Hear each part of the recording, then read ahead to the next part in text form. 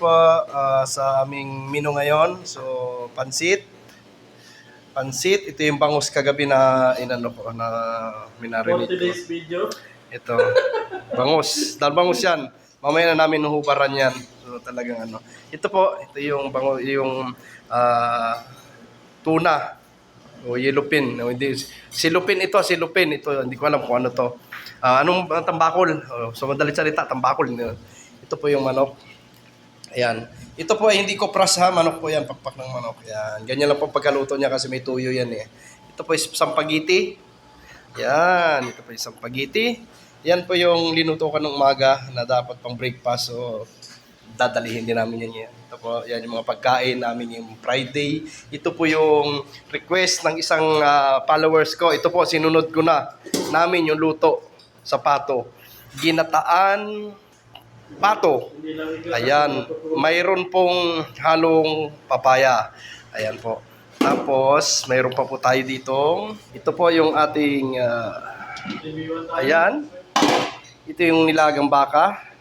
Ito po yung sauce ng spaghetti. So, ayan po yung ating, ano natin. Ayan. Ito yung walang kamatayan na talagang hindi mawawala sa lahat ng kainan. Kanin. Ayan po.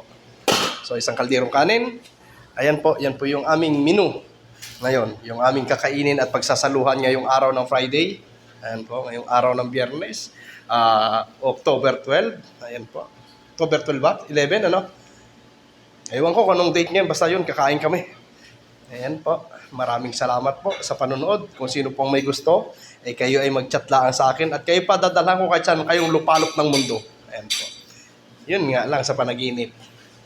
Ayan po. So, thank you po sa ano. Ito po yung sabi ko nga kanina, ito yung paborito ko lagi na lutuin kasi nung mga bata kami po ay isang magsasaka.